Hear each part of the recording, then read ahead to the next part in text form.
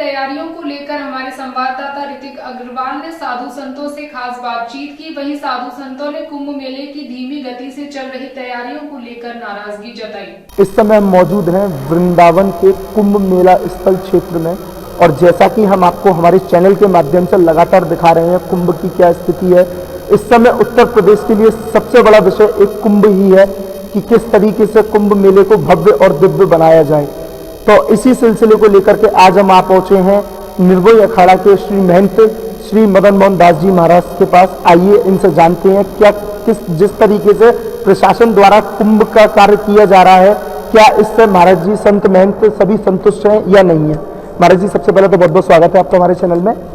महाराज जी, जिस तरीके से कुंभ का कार्य चल रहा है, आप लगातार देख रहे हैं जिस गति से कार्य हो रहा है, क्या आप इससे संतुष्ट हैं? आपकी क्या राय है इसमें? देखिए भैया, अभी पहली मीटिंग में हम लोग थे, प्रशासन ने बड़े ढंग से अपनी बात रखी और हम लोगों ने अपनी बात रखी। कमिश्नर साहब आए, उन्होंने निरीक्षण भी किया। उसी दिन हमको जाना था मध्य प्रदेश से। अभी हम लोग आज ही लौटे हैं। अभी स्थिति का जायज़ा हमने लिया नहीं है, देखा नहीं है। हम कुंभ स्थल में पूरी तरह से केवल दृष्टिपात आश्रम यहीं है क्षेत्र में, तो यहीं से दिखाई जो पड़ रहा है उसी के, बाकी का वहाँ निरीक्षण नहीं किया है। अभी कल शनिवार रविवार को हम सोचते हैं कि स्वयं निरीक्षण करेंगे, और संभवतः हमारे ऊर्जा मंत्री जी श्रीकांत जी आते ही हैं। शनिवार रविवार में उनके भी आने की प्राय संभावना है। और रही बात, नए अभी डीएम साहब आए हैं, उनसे भी अभी वो लगता है कुंभ की किसी मीटिंग में उन्होंने अभी भाग नहीं लिया है। अपने कार्य संभालते हुए उन्होंने कोई मीटिंग अभी संतों की नहीं बुलाई है और न कुंभ मेला का निरीक्षण किया है। उनको अविलंब एक मीटिंग लेनी चाहिए मुख्य संतों से यहाँ, और तत्काल निरीक्षण करना चाहिए। क्या संतुष्टि है संतों की, क्या नहीं है, ये बहुत ज़रूरी है उनको देखना। अगर इसी गति से काम मंद गति से चलता रहेगा तो नहीं लग रहा है कि 16 फरवरी को जो संतों का ध्वजारोहण होना है बसंत पंचमी को, उस समय पूर्ण तैयारी हो पाएंगी। महाराज जी, जिस तरीके से आप बता रहे हैं, श्रीकांत शर्मा जी शनिवार इतवार दौरा करने आते हैं, लगातार मंत्रियों द्वारा दौरा किया जा रहा है कि उप मुख्यमंत्री केशव प्रसाद मौर्य जी भी आए थे। क्या इस तरीके से मंत्री प्रशासनों को दौरा करने से कुंभ मेला स्थल तैयार हो सकता है? देखिए, मंत्रियों का दौरा सरकार की सजगता का प्रतिरोधक है।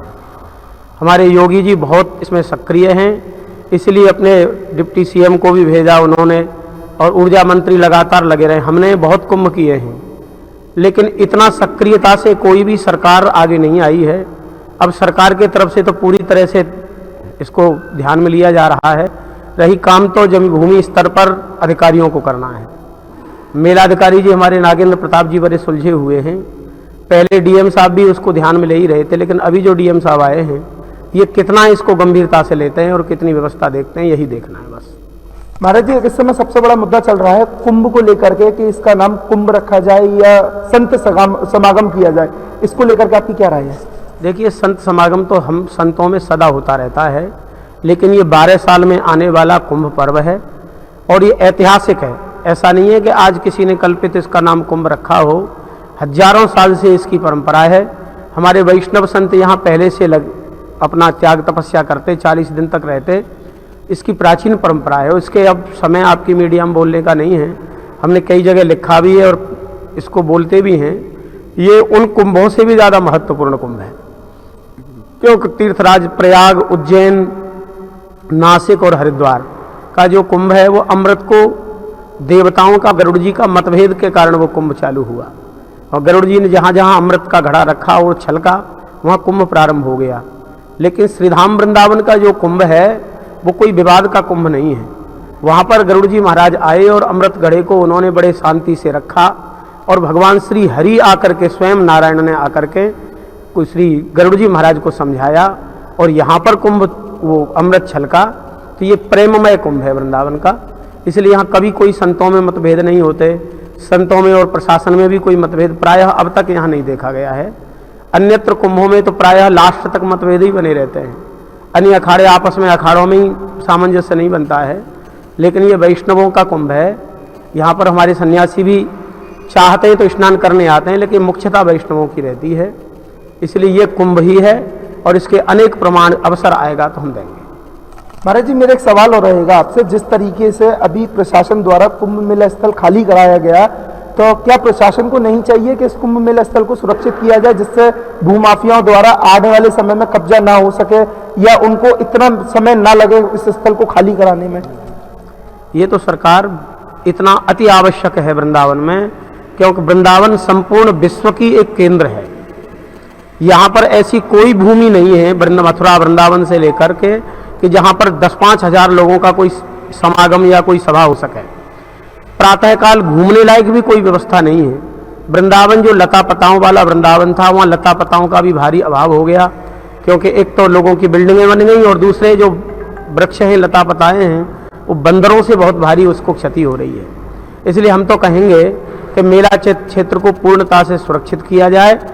रही भूमाफियों की बात, अब वर्तमान का भूमाफिया कोई इसकी हिम्मत नहीं है किसी की कि वो हमारे योगी जी की सरकार में काबिज हो सके।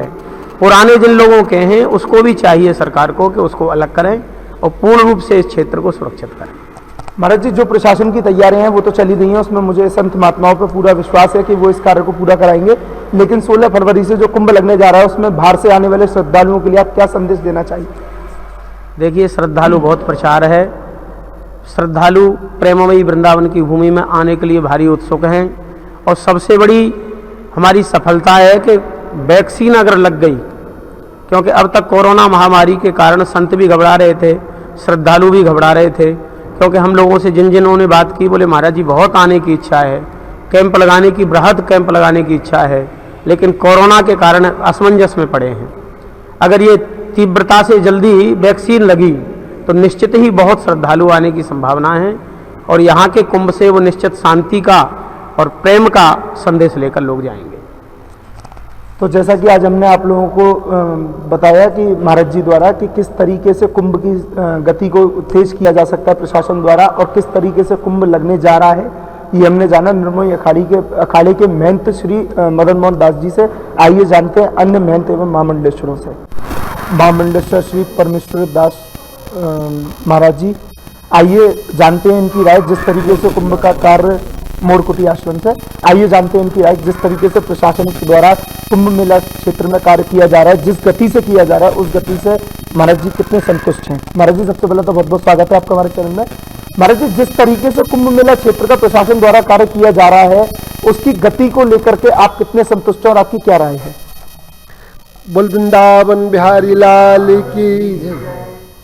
हमारे यहाँ 16 फरवरी को ध्वजारोहण है, जिसमें योगी जी का भी आने का संभावना है, ऐसा संत और अखाड़े के द्वारा कुछ पता चला है। और अभी वहाँ तो भूमि भी पूर्ण तौर से समतल नहीं हो पाई, और इतनी धीरे धीरे गति से कछुआ चाल से अगर इस प्रकार काम होगा तो बताइए, तो संत जब आ जाएंगे पूरे हमारे भारतवर्ष के वैष्णव संप्रदाय के संत आएंगे इस बैठक में। इसको अर्धकुंभी कहा जाता है, बैठक भी कहा जाता है, और पत्रकार इसको संत समागम कहते हैं। तो जहाँ 10-20 संत मिल जाए उसको समागम कहते हैं। तो ये संत समागम नहीं है, ये है अर्धकुंभ। जैसे हरिद्वार में लगता है, ऐसे ही यानी प्राचीन अनादि काल से यहाँ श्री वृंदावन धाम में हरिद्वार के कुंभ से होने के पहले यहाँ अर्धकुंभ अनादि काल से लगता आ रहा। वो ही अब यानी चालू होने वाला है 16 फरवरी का ध्वजारोहण है। और इस प्रकार अगर काम हुआ सरकार का तो सारे संत परेशान हो जाएंगे, फिर नाराज होंगे, और फिर उल्टे सीधे हका होगा, बैठक होगी, रोड जाम होगा, तमाम बातें होगी। इसलिए मैं योगी जी और खास करके हमारे पत्रकार बंधुओं के द्वारा यानी सरकार तक यानी इस आवाज को पहुंचाऊंगा कि सब संत समाज का यही कहना है कि ये काम जल्दी तेजी से हो जाए, क्योंकि टेंट लगने में भी टाइम लगता है। तंबू टेंट लगेंगे, खालसा लगेंगे, सारे संत आके बैठेंगे, उसमें भी टाइम लगेगा। इसलिए सरकार को हमारे संतों की आवाज आप सरकार तक पहुंचाएं तो जल्दी से जल्दी ये काम हो जाए। बोल वृंदावन बिहारी लाल की जय। तो जैसा कि हम लोगों ने जाना महामंडलेश्वर जी से कि किस तरीके से कुंभ का कार्य इतनी धीमी गति से चल रहा है, जिससे सभी संत महंतों ने आज नाराजगी जताई है।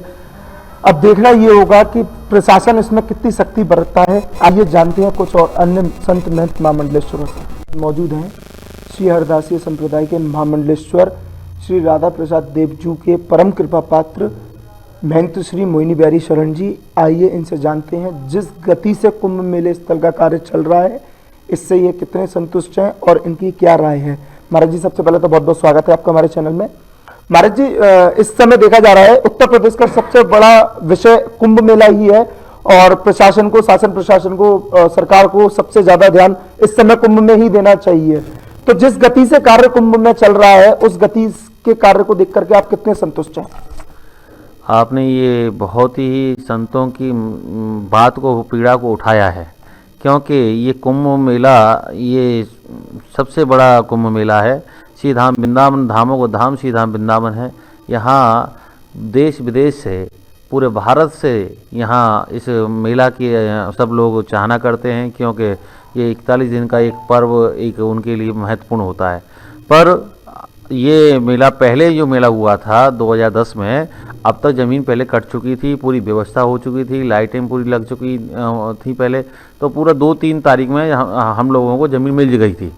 पर अब प्रशासन संतों की सुनता है, बैठकें काफ़ी कर ली, पर प्रशासन अपनी रणनीति को बिल्कुल संतों से कोई खोलता नहीं है कि हम क्या कर रहे हैं। मतलब जिस तरीके से लगातार मंत्रियों द्वारा दौरा किया जा रहा है, क्या इस दौरे से नामात्र काम नहीं हो सकता?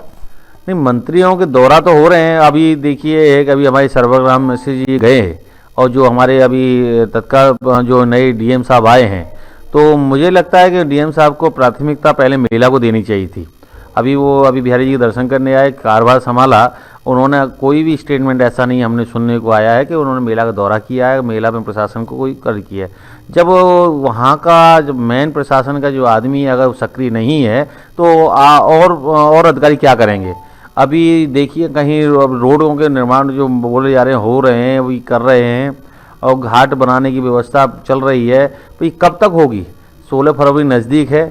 जब 16 फरवरी जब ध्वजारोहण होता है, तो सारे कुंभों के यहाँ पर अपने अपने यहाँ खालसा लग चुके होते हैं, क्योंकि लोगों को अभी तक बताने का वो नहीं रहा है। तो ये प्रशासन की बहुत धीमी गति है। धीमी गति के कारण ये मुझे लगता है कि ये ध्वजारोहण 16 फरवरी तक ये कार्य कर सके। अगर ध्वजारोहण 16 फरवरी को होगा तो कुंभ कब लगेगा? पहले ही कुंभ लगाया जाता है, और कुंभ जब लगता है पहले से ही सारे संत आएंगे, उनको निमंत्रण दिया जाता है। तो प्रशासन ने अभी तक कोई डेट निश्चित नहीं करी है कि कब ये ज़मीन अखाड़ों को सौंप रहे हैं, या खुद बांटेंगे, क्या करेंगे। जल की अभी बात रखी है, पीपा पुलों की अभी बात रखी है, कहीं अभी पीपा पुल एक भी लगाई दिखाई नजर आ रहे हैं। जो घाट पक्के निर्माण की बात थी देवरा बाबा के सामने, उस घाट की भी अभी तक खाली वहाँ अभी हम लोग कल देखने गए थे, तो वहाँ पे अभी कुछ ऐसा वर्किंग नहीं हो रहा। हाँ, कागज़ों में और अखबार में ये सबसे ज़्यादा कार्य हो रहा है, पर धरातल पे कुछ कार्य नहीं हो रहा है। इसके लिए मैं भी आपके चैनल के माध्यम से प्रशासन से और प्रदेश के माननीय मुख्यमंत्री तक ये बात कहना चाहता हूँ कि ये मेला को आप कोई नोडल अधिकारी इस पे से अलग से बनाया जाए, जिससे कि इस मेला को वो पूर्ण तरह से सफल बना सकें।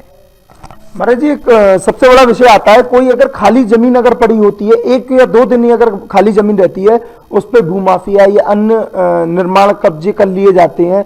लेकिन यहाँ कुंभ का जो मेला स्थल है 12 साल बाद यूज में आता है, तो 12 साल में कई भूमाफियाओं द्वारा यहाँ कॉलोनी काट दी जाती है, अन्य प्रकार से कब्जे कर लिए जाते हैं। क्या प्रशासन को नहीं चाहिए कि इन कब्जों को होने से रोका जाए? ये सब प्रशासन की ही नाक के नीचे सब कार्य होते हैं। प्रशासन चाहे तो एक कब्जा नहीं हो सकता।